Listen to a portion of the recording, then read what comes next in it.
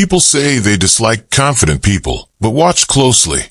Confidence itself is almost never the problem. People celebrate confidence until it begins changing the balance between people, until someone stops chasing permission, stops seeking validation, stops asking for approval.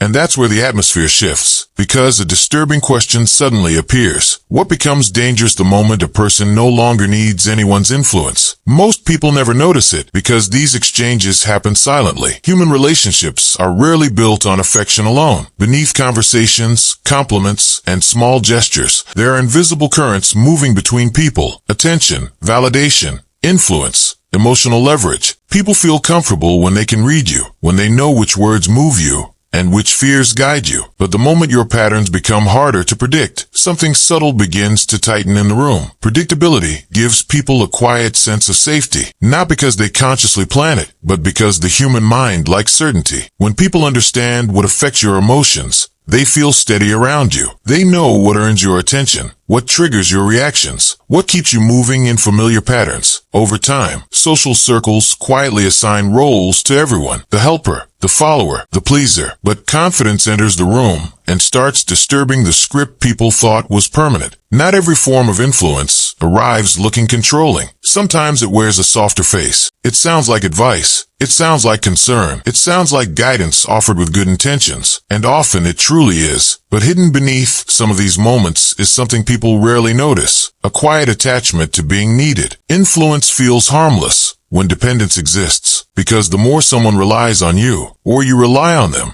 the more invisible authority begins taking shape between both people. Real confidence does something most people never expect. It changes the conversation happening inside your own mind. Decisions slowly stop passing through the filter of external approval. You no longer wait for permission before trusting yourself. And when approval stops feeling necessary, something else quietly changes. The people around you begin losing a form of emotional bargaining power they may not even realize they had. That shift is subtle, almost invisible. Yet suddenly, the energy changes, and a strange discomfort begins appearing beneath ordinary interactions. People rarely announce what they are feeling directly. Resistance usually doesn't arrive with a warning sign. Instead, it appears in quieter ways. Small criticisms begin showing up where encouragement used to exist. Support becomes strangely inconsistent. Warm one day, distant the next. The atmosphere feels different, even when nobody says anything out loud, because people almost never say, "I feel like I'm losing influence over you." They experience it emotionally first, then react to that feeling without fully understanding why.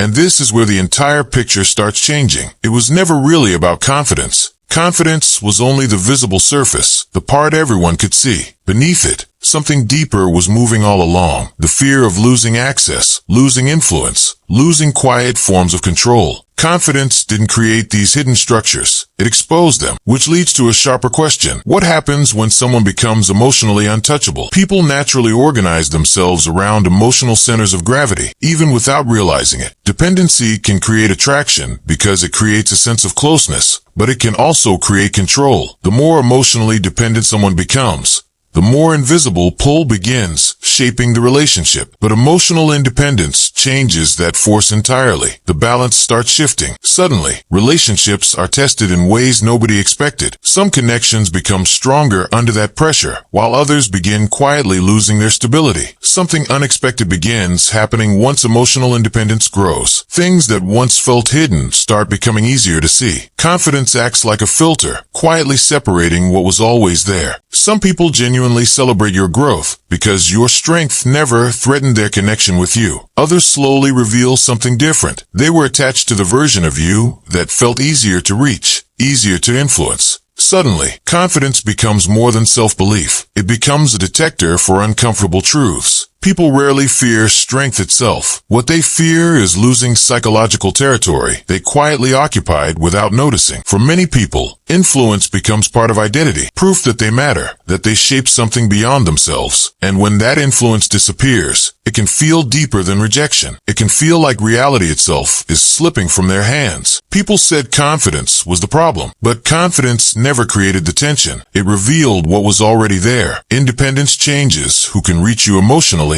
and who cannot. The strongest people are not the loudest people. They're the ones no longer controlled by invisible hands.